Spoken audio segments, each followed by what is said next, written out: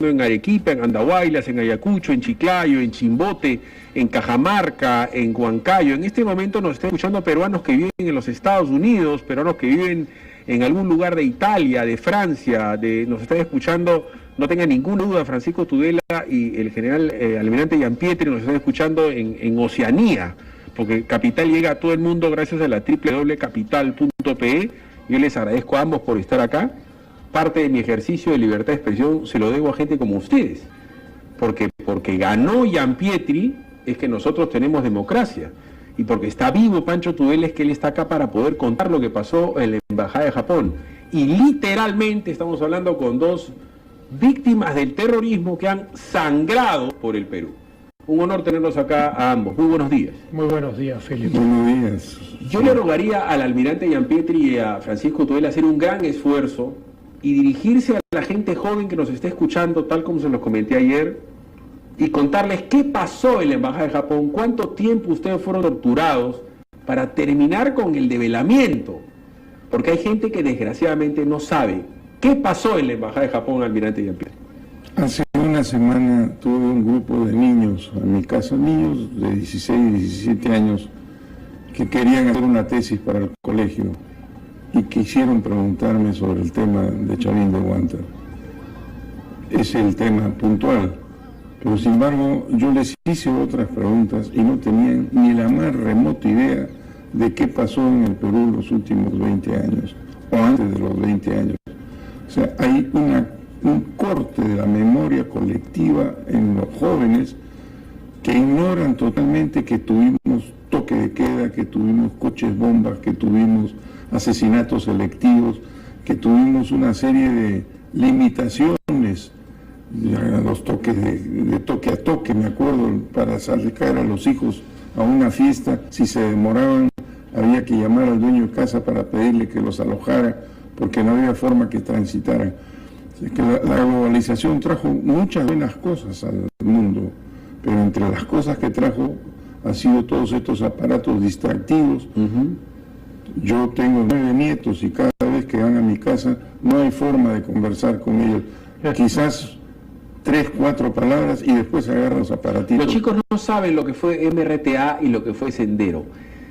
¿Cómo es que un grupo de terroristas agarra una embajada donde supuestamente había seguridad? ¿Quiénes estaban adentro? ¿Por qué era tan importante el embajador de Japón, el presidente de la Toyota, el presidente de la Mitsui, el embajador de Canadá? Eran congresistas, eran generales, estaba la madre del presidente, el hermano del presidente, la hermana del presidente. Hasta donde yo recuerdo, solamente faltaba el presidente y el vicepresidente y estaba todo el mundo. ¿Qué pasó en la Embajada de Japón? Aquí hay una pérdida de investigación en la historia, porque con los sucesos que ocurrieron con la señora Berenson y la Gilbonio en el Congreso de la República, se pudo detectar de que había en ciernes la toma de una embajada. Eso se supo, y el sistema de inteligencia de la DIRCOTE lo supo. Y sin embargo, los japoneses también lo supieron, y yo en mi libro digo que la entrada fue bastante fácil, porque en otras embajadas, anda tú a Estados Unidos, te quitan el teléfono, te quitan la pistola, te quitan todo. Aquí no, pasamos, y se lo comenté a mi esposa cuando estábamos en el auto. Esto está fácil. ¿Cuántos terroristas ingresaron a la Embajada de Japón? Visibles, al final fueron 14, 12 hombres y 2 mujeres. Francisco Tudela era el canciller de la República. De repente acá no le dan el peso a la palabra canciller, pero en el mundo, a tomar al ministro de Relaciones Exteriores de rehén en una embajada es una cuestión que choquearía a quien sea. ¿Hay algún parangón en el mundo de la toma de una embajada de esta naturaleza en algún otro país? Francisco, ¿cómo está? Buenos días. Yo creo que no existe nada semejante, ni por la cantidad de gente capturada, más de 300 personas. Después ellos hicieron, digamos, su selección y se quedaron con 72 rehenes, los terroristas. Y tal vez lo único que puede asemejarse, si bien no es una embajada, es el asalto a la Corte Suprema de Colombia por los terroristas del M-19. No hay nada semejante a la embajada o la residencia del embajador japonés en el Perú. Tú preguntas por qué las nuevas generaciones no se acuerdan. No se acuerdan porque se ha construido una historia diferente. Los textos en las universidades, las versiones que manejan los medios de comunicación, son versiones ideológicamente manipuladas. Cuando yo veo, por ejemplo, los textos que mis hijos han utilizado en sus estudios universitarios, mi propia historia es falsa. Voy a poner un ejemplo banal: la renuncia a la vicepresidencia de la República. Yo renuncio bastante antes de que el presidente Fujimori abandone el cargo y renuncie. Renuncio por el regreso de Montesinos de Panamá y la movilización militar que eso implicaba. Sin embargo, todos los textos universitarios dicen que mi renuncia es posterior a la renuncia de Fujimori. Voy al punto. La manipulación de la historia, la presentación de versiones ideológicas de la historia representan la desacreditación de una legitimidad anterior y la fundación de una nueva legitimidad. La nueva legitimidad se ha fundado reivindicando de alguna manera al terrorismo, diciendo que son víctimas de la sociedad, que no tenían otro camino que ser terroristas, y poniendo como malos a los defensores de la sociedad. Como lo veo yo, el antifujimorismo se volvió en antiperuanismo. Las imágenes de Capital TV ven hoy un hombre mayor, al almirante Gianpietri, pero el almirante Gianpietri, como todos nosotros, ha sido bastante más joven de lo que es ahora, y él es el fundador de la Fuerza de Operaciones Especiales de la Marina de Guerra, y además un hombre especialista en inteligencia, un tipo que está preparado desde que tiene 17 años para 15 para matar por el Perú, y tiene una visión estratégica y militar de las cosas. En el instante que está en la Embajada de Japón y toman los terroristas la Embajada de Japón, ¿qué es lo que razona Gianpietri en ese momento? Estos me van a reconocer, yo soy su enemigo, a mí me van a matar, porque ellos sabían quién era Gianpietri. ¿Qué pasa en ese momento? En ese momento la confusión fue muy grande. Yo estaba con mi esposa, que ha fallecido recientemente. Marcela. Sí. Y eso indudablemente nos llevó a la duda y al pánico inicial, porque no es que sabíamos qué estaba pasando, veíamos gente dando vuelta con una pañoleta en la cara, y la primera idea que tuvimos fue de que era una explosión lejana, pero después, cuando los vimos a ellos, nos dimos cuenta que era cercana, y comenzaron a disparar y nos ordenaron tirarnos al suelo. Yo me puse al costado de un sillón con mi señora, y el señor por el cual, el señor no le puedo decir, el terrorista por el cual están reclamando, era el que nos insultaba y disparaba sobre nuestras cabezas hacia la pared. En el edificio habían marcas de las balas que habían tenido estos gallos. En el momento que toman la embajada. Cuando toman la embajada. Y en ese momento comenzaron a arrear a todos adentro de la sala y el comedor. Almirante, usted es un militar, o sea, en ese momento usted pensó, yo puedo tomar un puñal, yo puedo tomar una soga, puedo tomar un cenicero, yo puedo hacerles daño, o pensaba en salvar la vida a su mujer y usted mismo? No, yo pensaba en saber primero qué era lo que estaba pasando. ¿Cuántos sabían quiénes eran? Primero teníamos que apreciar la situación, que es por donde parte cualquier planeamiento. Una apreciación de la situación. Correcto. ¿Cuál fue la apreciación de Francisco Tudela? O sea, una cosa es el Pancho Tudela, el chico de su barrio, el chico que estudió en la universidad, el peruano, y otra cosa es el canciller que se da cuenta que es rehén. Todo el mundo sabía que era Francisco Tudela, o sea, salía todos los días en los periódicos, era el rehén. Bueno, yo le dije, en cuanto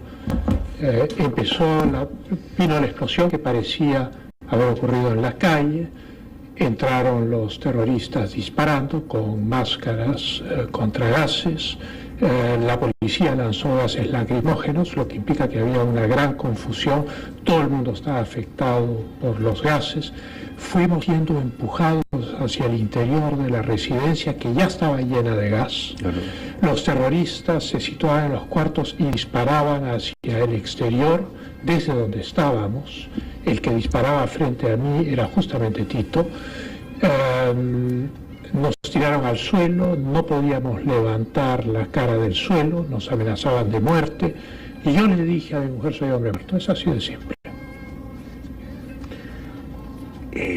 ¿En qué momento Serpa dice yo soy el líder, yo soy tal, yo soy cual, esto es un secuestro?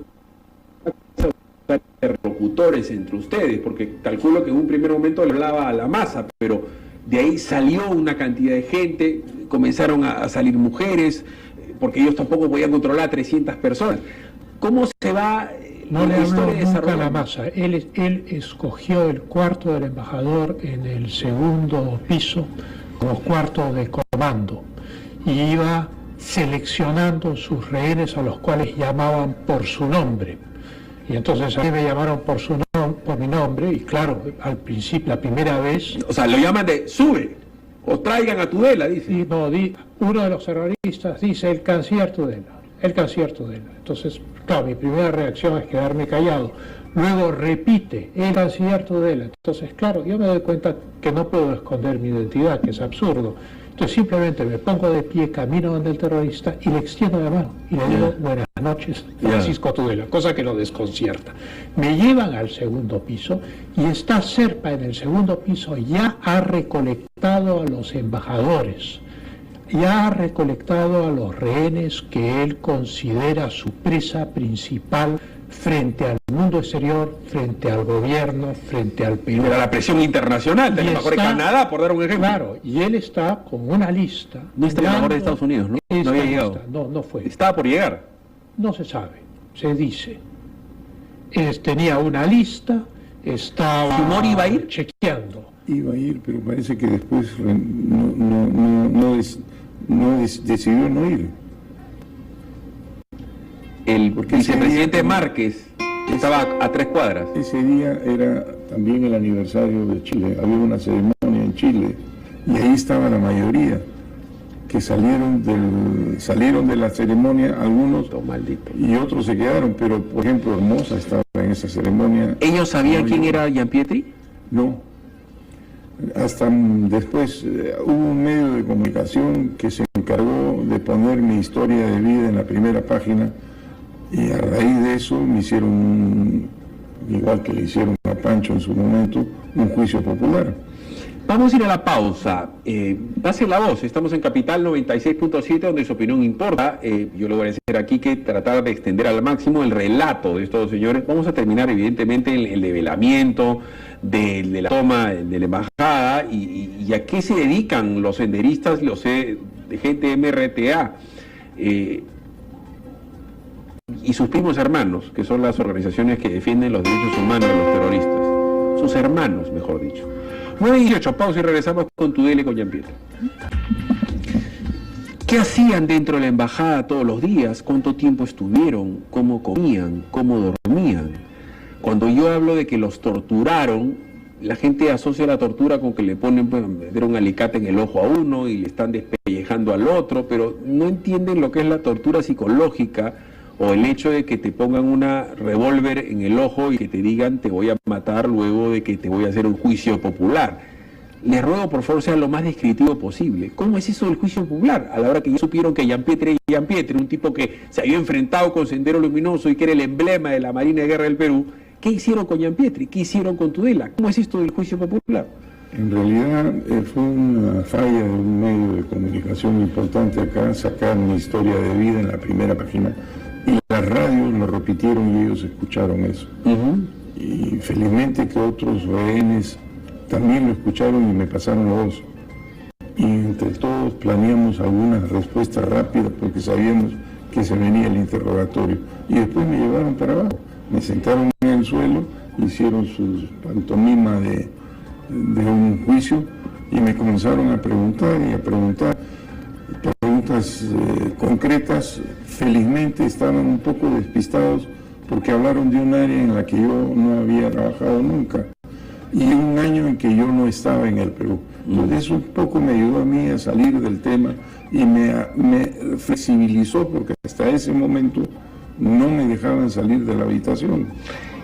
Hay gente que dice que Serpa agarró un grupo de chiquitos despistados del Alto Guayaga, de San Martín, de Ceja de Selva, y que eran chicos que querían ver el Chavo del Ocho y que eran muy ingenuos y que les comenzaron a preguntar a ustedes y que les habían dicho que los iban a llevar de paseo, un poco como relativizando.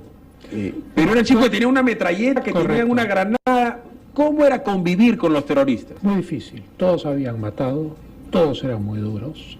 Los 4 jefes tendrían mi edad, que eran Serpa Carlini, en esa época, claro, todos teníamos 40 años, Serpa Carlini, el árabe,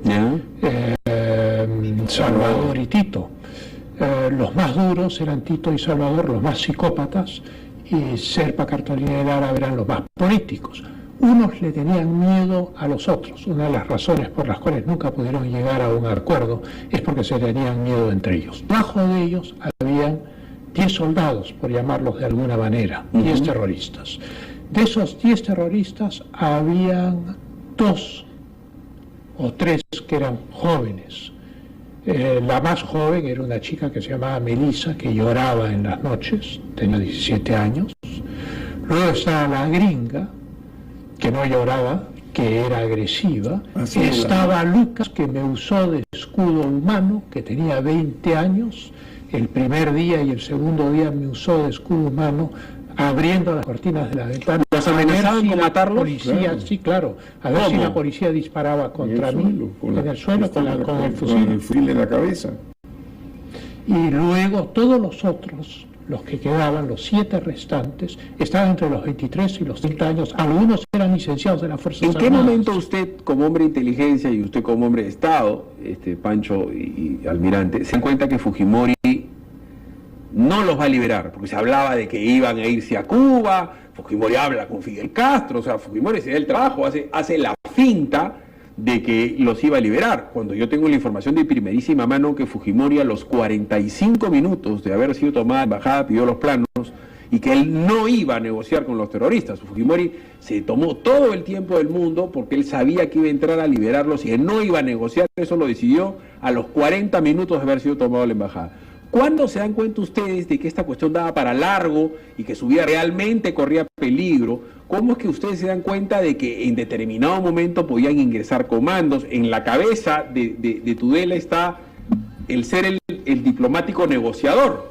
En la cabeza de Gianpietri está el militar ejecutante.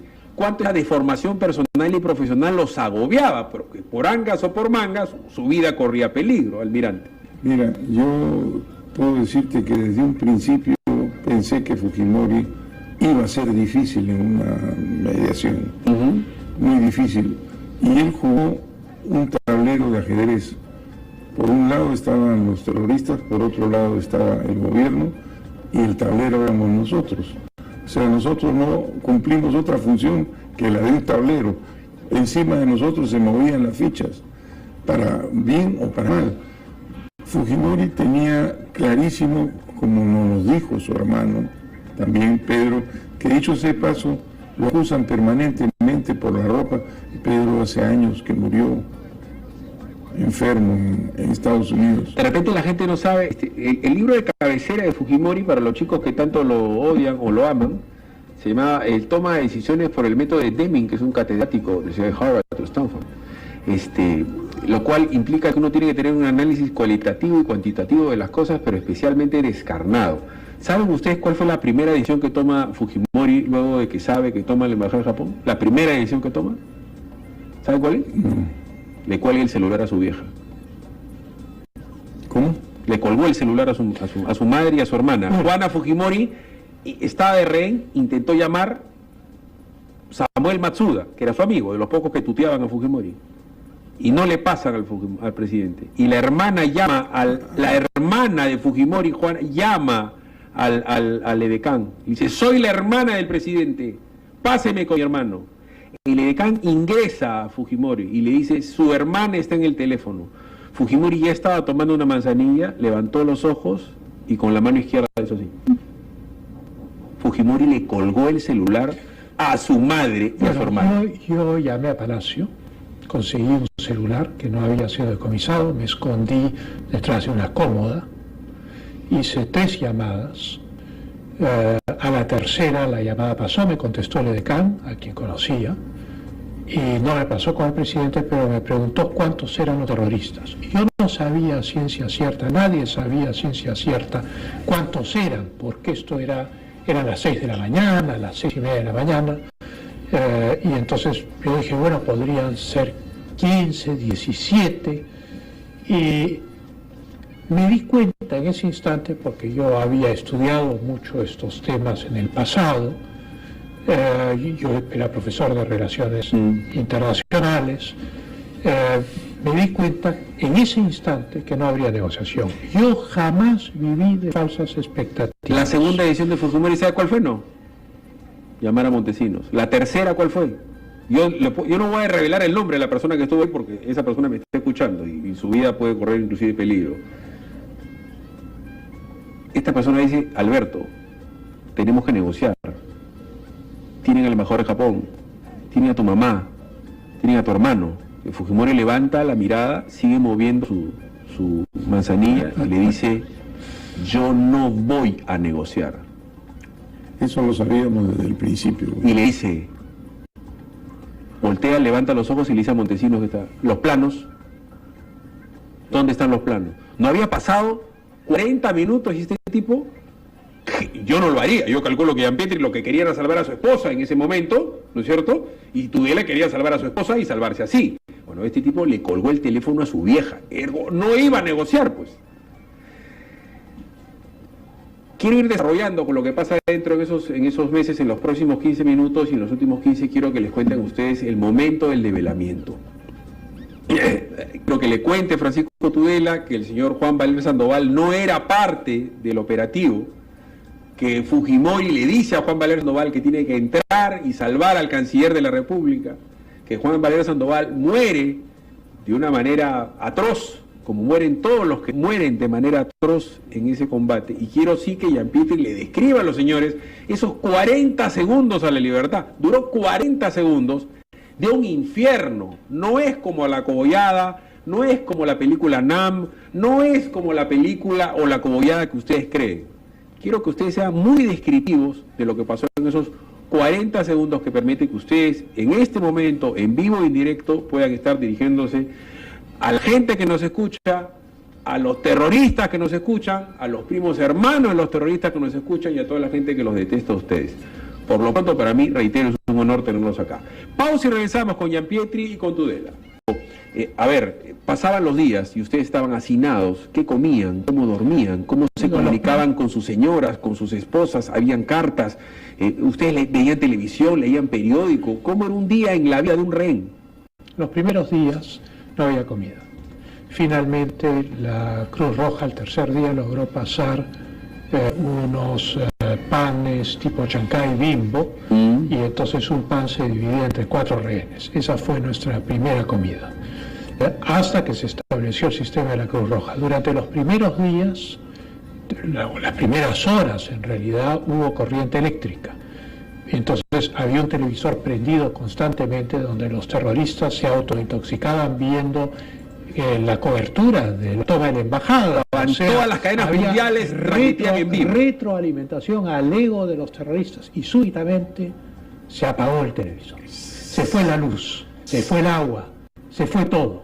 Los 126 días fueron sin agua, sin luz eléctrica, metidos dentro de la casa sin la luz del sol, mirando el sol a las horas en las cuales el sol se proyectaba al interior y tomando sol a través de los barrotes cuando se podía. Hay una foto de Francisco Tudela en la ventana de la Embajada de Japón que dio la vuelta al mundo, una cara que miraba a la nada, de desolación. Bueno, en ese momento es la madrugada de la toma, y la desolación es porque el acto terrorista hacía fracasar las negociaciones. Gianpietri logra tener contacto con el exterior. ¿Por qué le comienza a hablar a las paredes? ¿Cómo es que comienza a hablar a una guitarra? ¿Cómo es que se comunica con la gente? ¿Cómo es que comienza a dar información de inteligencia? ¿Cómo se inician esos contactos de inteligencia?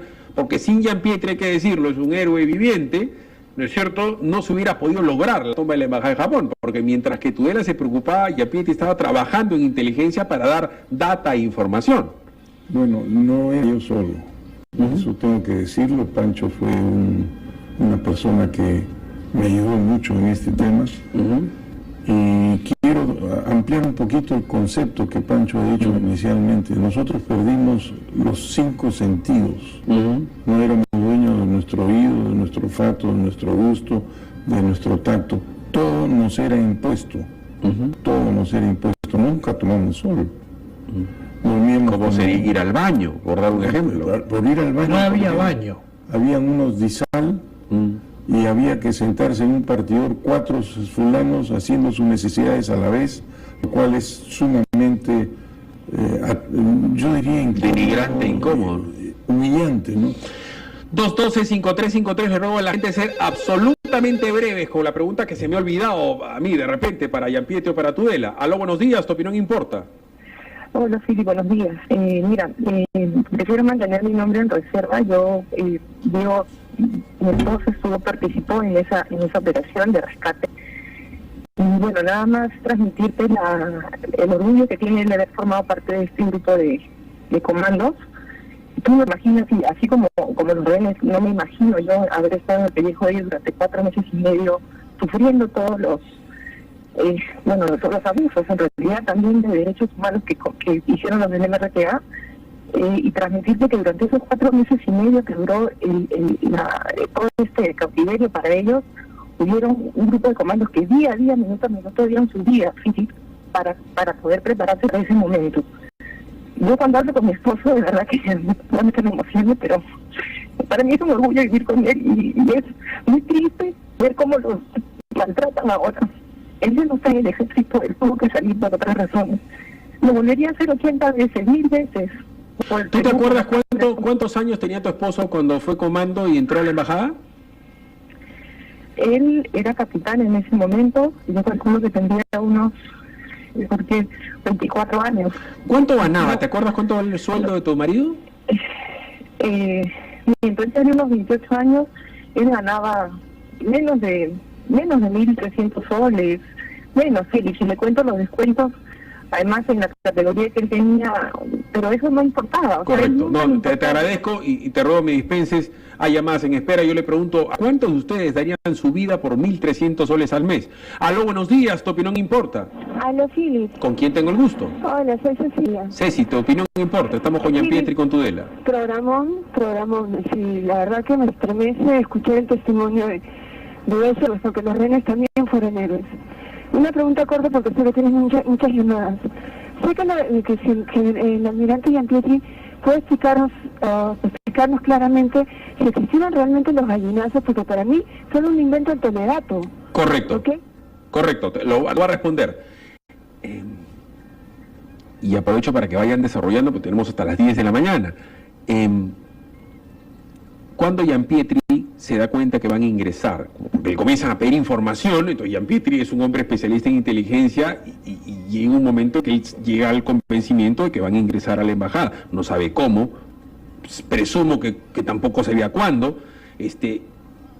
Esa angustia de saber que en cualquier momento puede pasar, y apúrate Fujimori que me van a matar, o sea, es el ser humano y es el militar, es el hombre que extraña a su mujer, que extraña a sus hijos, que quiere conocer a sus nietos, que de repente ha nacido un nieto cuando él estaba adentro. Son seres humanos. ¿Cómo dominar el temor en una circunstancia en donde no duermes bien, no comes bien, no orinas bien, no haces tu posición bien, no puedes soñar y estás amenazado en cada momento para morir? Es una situación de estrés absoluto. Bueno, mi primera idea fue que alguien tenía que estar filtrando micrófonos dentro de la embajada.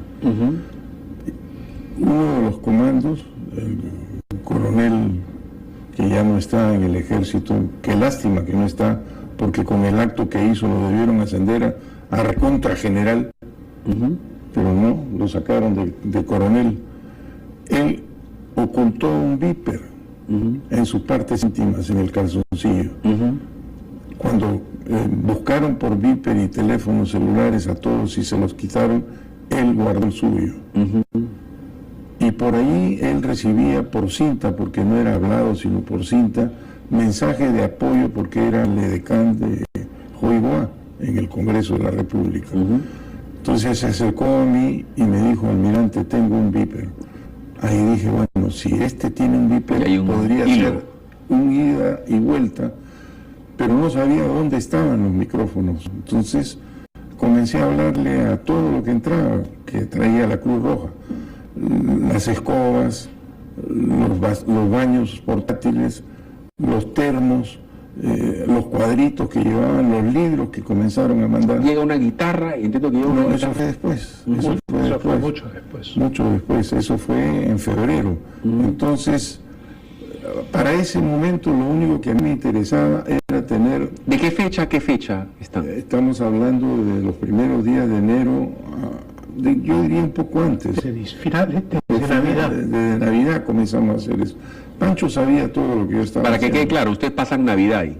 Sí, pasamos Navidad y la señora Keiko nos mandó un pago, ¿no? Cuando Tudela veía que ingresaba la gente de la Cruz Roja o el embajador de Canadá o el propio Monseñor Cipriani, decía, acá puede estar mediando Canadá, mediando la Cruz Roja, mediando el Papa, ¿tenía la esperanza de una salida pacífica y negociada a Tudela? ¿Tenía comunicación con Gianpietri? Gianpietri le dijo en algún momento, esto no va a pasar. En determinado momento ustedes se comenzaron a pelear, se pusieron irascibles. O sea, repito, el estrés tiene que ser, porque hasta las ratas se pelean entre ellas cuando lo meten en una caja. Sí, puedo contestar. Sí. Jamás peleamos. No. Hubo una coordinación absoluta, teníamos un Estado Mayor, en realidad estaba el general Andy Deney, ya fallecido, otras personas que están vivas, y no voy a mencionar sus nombres porque ellos tendrían que acceder, y siempre se supo que no había ninguna esperanza. Yo tenía una posición especial, yo podía unirme a solas con los garantes, porque los garantes habían negociado eso con Néstor Serpa Cartolini. Y Serpa Cartolini me designó como representante de los rehenes. Yo tenía que bajar todos los días a hablar con él. Y los rehenes formalmente me designaron como la ¿Cuántos persona rehenes de estaban en la parte jerarquía. superior? ¿Cuántos eran? Al final todos, porque cuando se supo de los túneles subieron a todo el mundo al segundo piso. Los japoneses inicialmente abajo y nosotros en el segundo piso.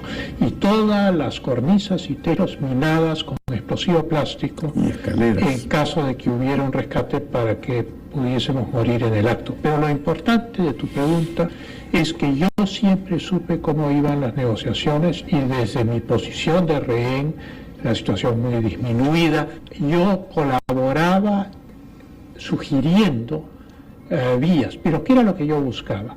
Lo que yo buscaba era dilatar el momento final. Lo que yo buscaba era que las Fuerzas Armadas puedan prepararse, era ganar tiempo. Yo sabía que no había solución diplomática porque sabía que los mismos terroristas no tenían Racionalmente, Gianpietri y Tudela sabían que las posibilidades de que mueran ustedes en una toma eran altísimas, realmente. 80%. Porque yo vuelvo a repetir para la gente que me está viendo en Capital TV, el movimiento de mi dedo, para los taxistas que me están viendo, es cuando tú pones una direccional y pones la palanqueta hacia arriba, esa es la distancia del movimiento de tu dedo y el esfuerzo que te toma apretar un gatillo para matar a una gente. Ese es exactamente, cuando tú bajas el direccional de tu carro, ese es el esfuerzo que implica el sacarle el segunda granada que mata a 20 personas. Hay un tema que es importante, que me lo ha traído a mención la señora que Delia Muñoz. No, la que habló en la señora que llamó. la esposa del oficial. Hay lo que yo le he llamado el luto cesante espiritual. Siempre hemos hablado de lo que nos pasó a nosotros, pero nunca hemos dicho nada sobre lo que pasó en nuestras familias. A eso yo le he llamado luto cesante espiritual y daño colateral. Todos nosotros teníamos la idea de que íbamos a morir, porque las estadísticas decían que el 30% como mínimo en cualquier evento iba a suceder. Vamos a ir a la pausa y vamos a regresar con estos 40 segundos a la libertad, que es el título del libro que ha hecho Luis Gianpietri, que en cualquier lugar del mundo es conferencista, en cualquier lugar, si Gianpietri o Tudela fueran americanos, los colegios tendrían sus nombres. Les puedo decir que el general Schwarzkopf, el que ganó la primera guerra del Golfo, jamás en su vida ha matado un perro. No hay un general chileno que haya matado un gato. Y no conozco ningún canciller, ni alemán, ni inglés, el día de hoy, que haya sangrado por su país. A ni uno. 9:47, pausa, regresamos. Complicadísimo el poder resumir todo lo que ustedes sufrieron y lo que han vivido. Yo quisiera centrarme en estos últimos minutos, esos 40 segundos segundos de la toma. ¿Cuándo es que ustedes se dan cuenta de que esto ya era inevitable y cuándo el corazón de Gianpietri comienza a una cuenta regresiva?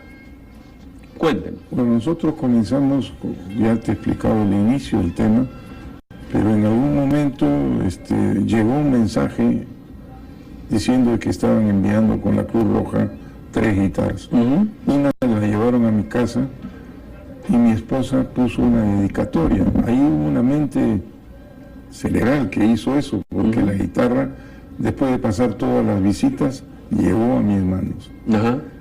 Y yo pensé que la guitarra era la que tenía un micro. Era indudable que era así. Pero no era la guitarra, era la caja de la guitarra, uno de los botoncitos de la caja.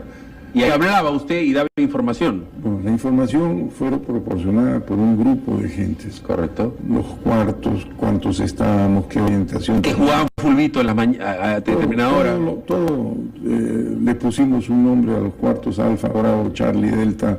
El tipo de arma, todo, las granadas con nylon. Todo lo tenían ellos al día y diariamente reactualizábamos la información porque a veces cambiábamos de cuarto, pero cambiaban de cuarto a la gente.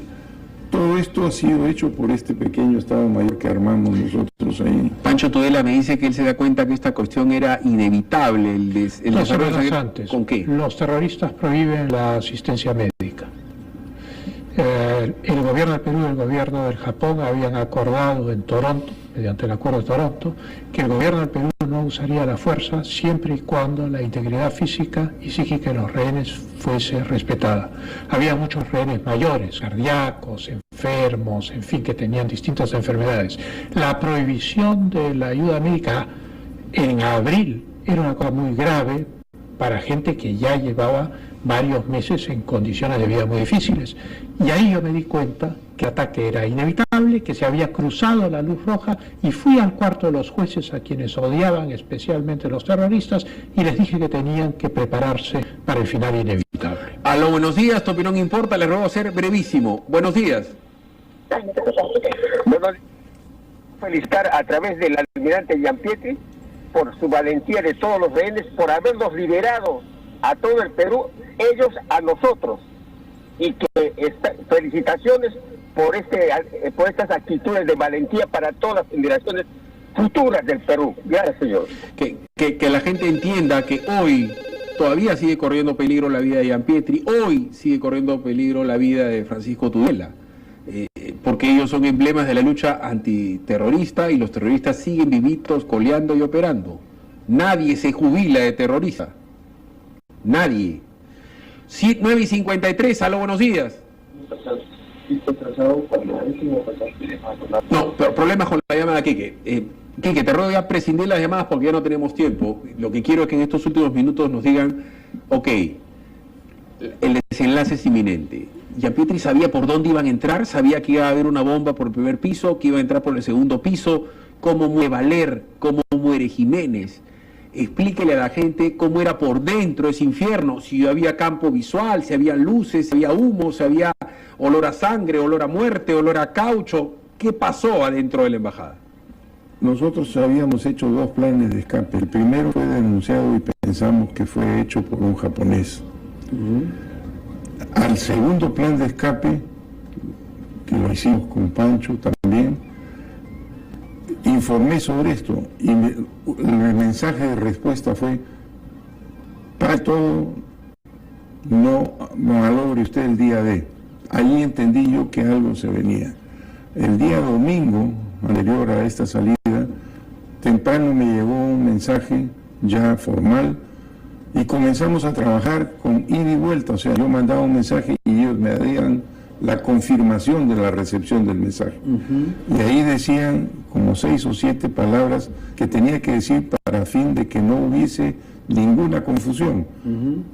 Chanchitos, chanchos, el cielo, el infierno, y al final la palabra Mari está enferma, que hasta ahora no sé por qué, nadie me ha podido decir porque no conversé con nadie sobre esto cuando salí de la... Los chanchitos eran los terroristas, el cielo era el segundo piso, el infierno era el sótano o el primer piso. El primer piso. ¿Y Mari está enferma era la clave para el inicio de la operación? Cuando cuando ya todo estaba listo, que significaba que los rehenes estaban en las habitaciones, que todos estaban echados, que había un oficial de la Fuerza Armada con ellos y de la policía en cada habitación, y que nosotros habíamos abierto las puertas metálicas que daban al balcón.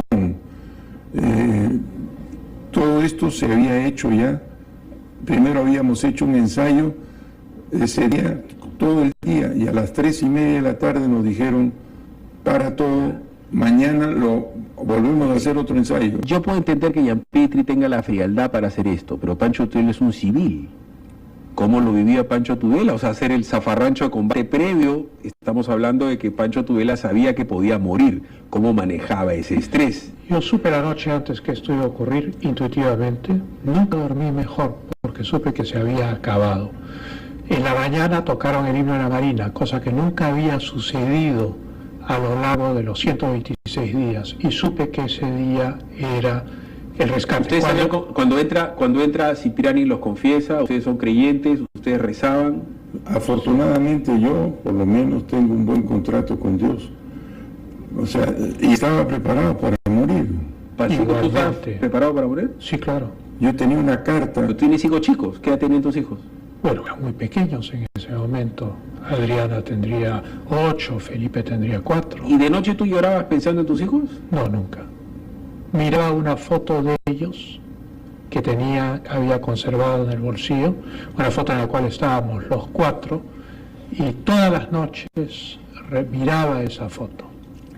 Un tipo como Gianpietri puede llorar de temor, ¿no? Sí, de temor no, pero sí puede llorar.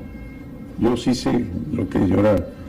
Lloré cuando llegué a mi casa y entré a mi casa y encontré que mi mujer había mantenido el árbol de Navidad prendido hasta abril, con todos los regalos cerrados.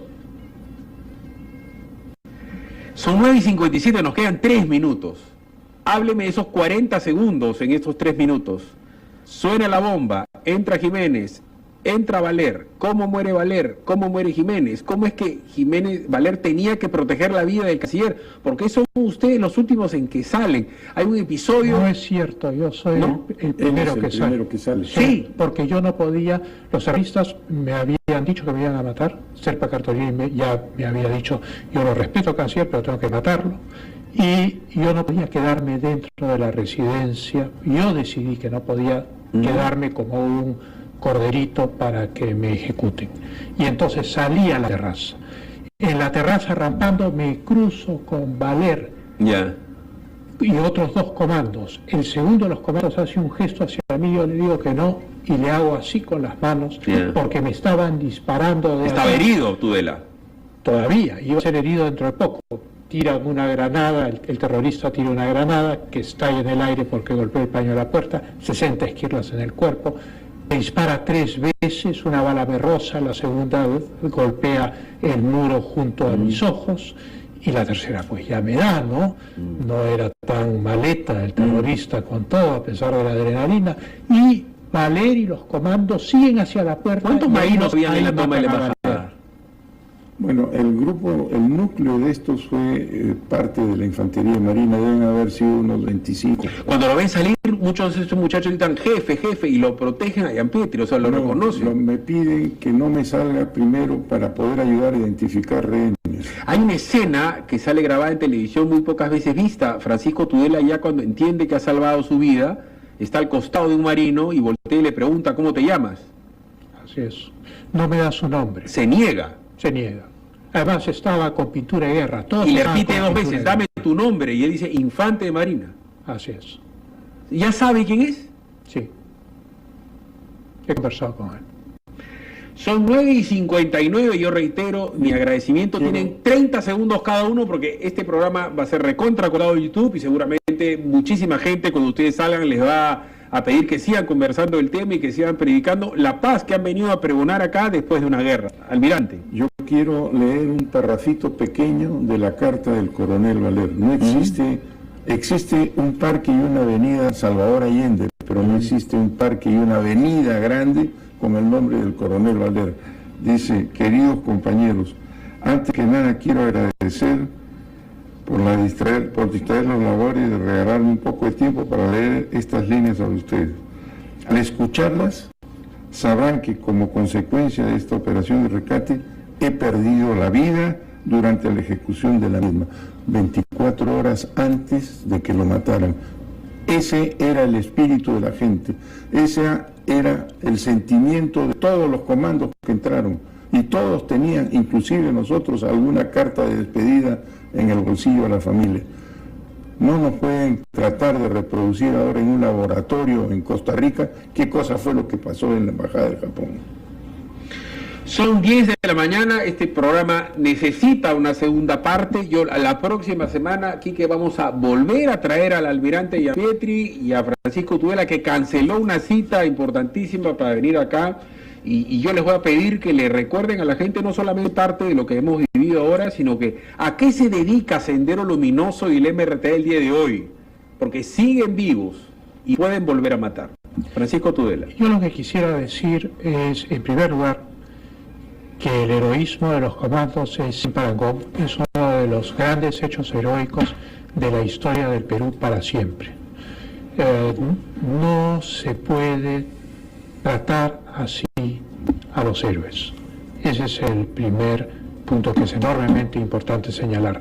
Después de mi rehabilitación, de salir del hospital militar, luego en julio renuncié a la Cancillería, un amigo me invitó al campo en Inglaterra. Fui en una zona que se llama Salisbury, que queda cerca de la base de los SAS, las Fuerzas de Operaciones Especiales de la Majestad. El general y el coronel de las SAS fueron a visitarme a esta cabañita, a comer conmigo y a preguntarme con avidez todo sobre la operación. O sea, el impacto mundial, la admiración por los comandos peruanos no tiene límites, excepto en el Perú. El Perú los ignora. Eso no tiene nombre. Yo he perdonado a los terroristas, he perdonado a Serpa Cartolini y el árabe que fungieron de jueces, me imagino que al estilo de Tres Patines en el juicio popular. Los he perdonado a todos, pero el corazón perdona, pero la memoria siempre queda ahí. El Perú les agradece y el Perú sí reconoce lo que ustedes han hecho. Los izquierdistas, los odiadores, los primos hermanos de los terrucos no llegan ni al 1% de los peruanos. Y si no me creen, salgan en este momento, caminen en la calle y van a ver lo que va a pasar. Paren en una esquina, como yo le dije a una amiga mía, que odia a Fujimori, que odia a los militares, y que odia todo lo que fue en los 90, las cosas malas que pasaron. Yo le dije y le reitero a esa persona que me está escuchando, si a tu casa se mete un tipo con un hacha y va a violar y va a matar a tu hija, a tu mamá y a tu papá, ¿a quién vas a llamar? ¿A García Sayán o a Gianpietri? Y va a llegar Gianpietri, viejo, rengo, con la mano temblada, y va a matar para defender a tu mamá. Así de claro. Han sido muy amables. No se muevan de Radio Capital. Ya sabes, Quique, la próxima semana tienen que venir para que nos cuenten qué hacen los terrucos ahorita. Pausa, regresamos.